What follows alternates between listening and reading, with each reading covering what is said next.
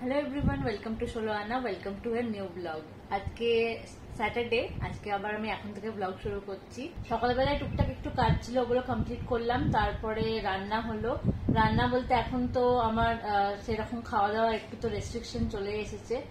খাবার মানে রেস্ট্রিকশন বলতে একটু তেল মশলা ঝাল সবকিছু কম, আর ঝাল কম না, মানে মশলা তেল এগুলো স্পাইসি একটু খাবার কম খাচ্ছি।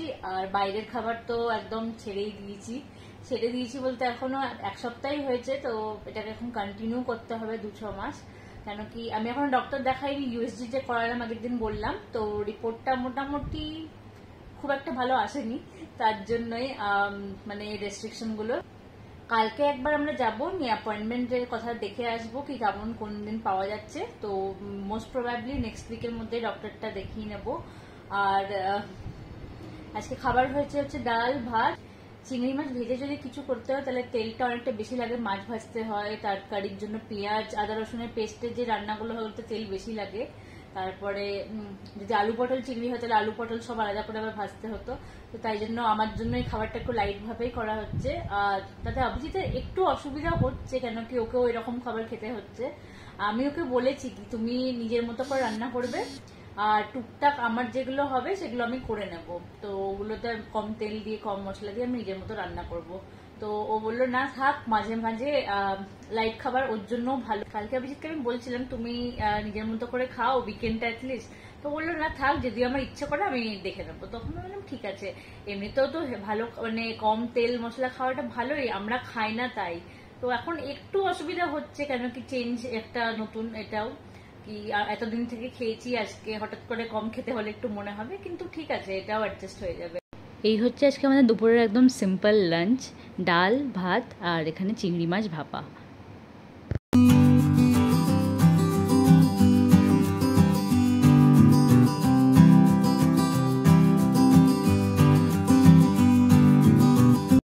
এই কিছুদিন থেকে সন্ধ্যের সময় আমি ট্রাই করছি কি বেশি কিছু খাবো না, একটু চা খাই, তারপরে এই ছোলা বাদাম বা যা এরকম থাকে ওটাকে একটু স্যালাডের মতো একটু লেবু আর শসা পেঁয়াজ দিয়ে খেয়ে নিই, যেদিন যেটা থাকে সেদিন সেটা দিয়ে খেয়ে নিই। এখন আমি ড্রয়িং করছি, এখন সন্ধ্যে হয়ে গেছে, আমি নিচে গেছিলাম, নিচে থেকে এলাম, তারপরে একটু ড্রয়িং করতে বসলাম। নর্মালি ড্রয়িং করতে যা মেহনত লাগে তার থেকে একটু বেশি বা ডাবল ভিডিও করার সময় যখন ড্রয়িং করা হয় তখন তাতে লেগে যায়। কেন কি এতে শুধু ড্রয়িংটার দিকে ধ্যান রাখলে হয় না, এতে ক্যামেরার অ্যাঙ্গেলটা কেমন আসছে, ক্যামেরাতে ওটা ঠিকঠাক হচ্ছে কিনা, কোন ক্লিপটা কিভাবে নেব, তো সেটার জন্য মানে একটু প্রবলেম হয়, সেটা একটু বেশি টাইম টেকিং হয়ে যায়। যে ড্রয়িংটা নর্মালি আধা টাইমে হতে পারে তার থেকে ডাবল টাইম লেগে যায়, মানে সবকিছু সেট আপ করতে ঠিকঠাক মতো ক্যামেরাতে যাতে জিনিসটাকে মানে ক্যাপচার করা যায়। সেই জন্য এখানে ড্রয়িং করে কি অবস্থা হয়েছে দেখাচ্ছি। এই ড্রয়িংটাই বানিয়েছি, এটা তোমরা আগেই শর্টসে দেখতে পেয়ে যাবে এই ভিডিওটা আপলোড হওয়ার আগে। এখানে ট্রাইপড পড়ে আছে, এখানে যেটা দিয়ে জল ঢাললাম সেটা, কালারগুলো সব এইভাবে পড়ে আছে। মিক্সিং প্লেট আমার এখনো আসেনি, অর্ডার করা হয়েছে, আর একদিনের মধ্যে চলে আসবে। নেক্সট ড্রয়িং এ আমি তখন থেকে ওগুলো ইউজ করতে পারবো। এই প্লেটটা আর ইউজ করা যাবে না, এটা কেন কি এতে ড্রয়িং এর জন্য ইউজ করছি, কালারের তো কেমিক্যাল থাকে, তো এটা খাওয়ার জন্য ইউজ করা যাবে না।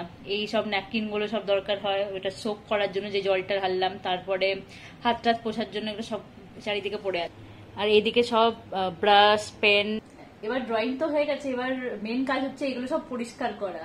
এগুলো এখন আমাকে পরিষ্কার করে উঠিয়ে রাখতে হবে, তারপরে ডিনার করতে বসবো। এখন নেক্সট দিন সকালবেলা উঠে চা খাওয়া হয়ে গেছে, এখন খাবো হচ্ছে ব্রেকফাস্ট এখন আমি খাচ্ছি হচ্ছে ওটস, তো ওটার জন্য দুধটা গরম করতে দিয়েছি।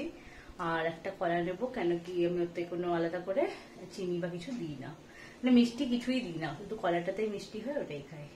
এখানে দুধটা গরম হয়ে গেছে, আর ওটসটা আমি এখন বের করে নেবো, নিয়ে দুধটা কিছুক্ষণ দিয়ে ওটসটা ভিজিয়ে রাখবো, তারপরে এসে পরে আবার কলাটা মেখে পরে খেয়ে নেবো।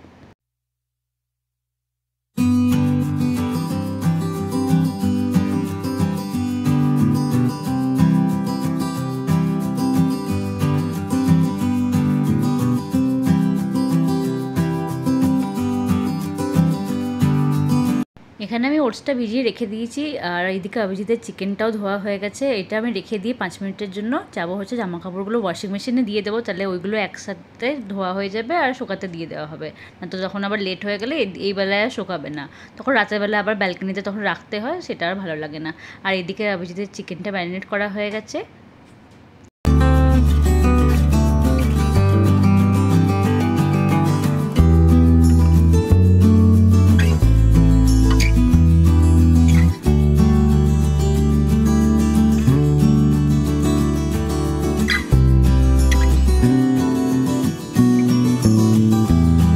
আজকে সব কাজ শেষ হয়ে গেছে, তারপরে এসে বিছানায় চাদরটা চেঞ্জ করে দিলাম। আজকে ফ্যানটা ঝাড়া হয়েছে, তো চাদরটা চেঞ্জ করতে হলো। বেশি দিন আগে চাদরটা হয়নি, তাও করে দিতে হলো, নোংরা পড়েছিল বলে।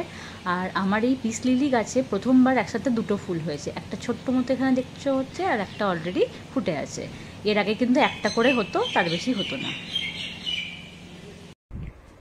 আমরা এখন রেডি হয়ে গেছি, বেরোচ্ছি। দেখা যাক ডাক্তারের প্রথমে অ্যাপয়েন্টমেন্টের জন্য যাব, কি নেক্সট উইকেন্ডের মধ্যে কখন পাচ্ছি, তো সেই হিসাবে ওটা নিয়ে নেব। আর টুকটাক জিনিস কেনার আছে, কিছুটা আমার ওই ড্রয়িং এর রিলেটেড, আর কিছু এমনি ঘরেরই, তো সেগুলো সব কিনে নিয়ে আসি। আর আপনারা দেখছি কি কি পেলাম না পেলাম আর কি হলো, এসে পরে জানাচ্ছি। মার্কেটে এই দোকানটায় গেছিলাম আর্ট অ্যান্ড ক্রাফটের কিছু জিনিস কিনতে, কিন্তু সেরকম কিছু পাইনি। স্কেচ পেন একটা পেয়েছিলাম, ভালো কিছুর খুঁজছিলাম কিন্তু পেলাম না। যেটা পেয়েছি সেটাতে এক দুবার কাজ নিশ্চয়ই চলে যাবে, কিন্তু তারপর সেটা খুব ভালো কাজ করবে বলে মনে হচ্ছে না। তো এখানে দেখতে পাচ্ছ যে ভিডিওটা দেখাচ্ছি, ওটাতে আমার কিছু পার্সেল এসেছিলো ড্রয়িংয়ের রিলেটেডই, তো সেগুলো শেয়ার করছি। আর কি কি হলো সেটা বলে দিই। এখানে আমি অর্ডার করেছিলাম কিছু ব্রাশ। আমার কাছে ব্রাশ এমনি ছিল, কিন্তু 0 ব্রাশ ছিল না, তাই 0, 00, 000 ব্রাশটা নিয়েছিলাম। কালার মিক্সিং প্যালেট ওটাও চলে এসেছে, ওটা তোমরা দেখতে পাবে। কিছু ক্যানভাস ছিল 9টা মতো, আর একটা ছিল অ্যাক্রিলিক কালার করার জন্য একটা ড্রয়িং কপি, আর তার সাথে ছিল কিছু অ্যাক্রিলিক কালার, কিছু প্যাস্টেল শেড ছিল, আর কিছু নর্মাল শেডও ছিল। প্যাস্টেল শেডটা কেনার মেন রিজন হচ্ছে যখন বেশি দরকার হয় তখন প্যাস্টেল শেড বানাতে অনেকটা সময় চলে যায়, আর কালারটা না বারবার এক্স্যাক্ট একই রকম আসে না। মানে যতবার মিক্স করছি হয়তো প্রথমবারে একরকম হলো, নেক্সট টাইম একটু লাইট ডার্ক হয়ে যায়, তাই জন্য অর্ডার করে নিলাম, করতে সুবিধা হবে, এটা একটু ইজি হয়। আর এখানে সব জিনিসগুলো দেখতে পাচ্ছি, এক এক করে সব পার্সেলগুলো খুলছে। আর একটা কথা বলে রাখি, আমরা ডক্টরের অ্যাপয়েন্টমেন্ট পেয়ে গেছি, নেক্সট উইকেন্ডের পেয়েছি। অ্যাকচুয়ালি উইকডেজেরও ছিল, কিন্তু আমি একা যেতে চাইছিলাম না, তাই উইকেন্ডেরই নিয়েছি, যাতে অভিজিতের ছুটি থাকে আর আমরা দুজনেই যেতে পারি।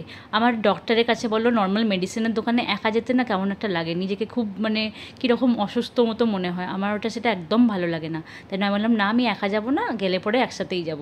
তো বললো ঠিক আছে, নেক্সট উইকেন্ডের তাহলে অ্যাপয়েন্টমেন্টটা নিয়ে নেওয়া হোক। নিয়ে নিয়েছি, এবার কি বলছে না বলছে সেটা ডাক্তার বলার পরেই বলছি, কেন কি নিজে থেকে ডক্টরি করাটা তো ঠিক নয়, আর ভিডিওতে বলাটা তো আরও ঠিক নয়, কেন কি এই ভিডিওটা তো কিছু মানুষ দেখবে, সেখানে আমি কোনো যদি ভুল ইনফরমেশান দিই সেটা কিন্তু ভুল হবে।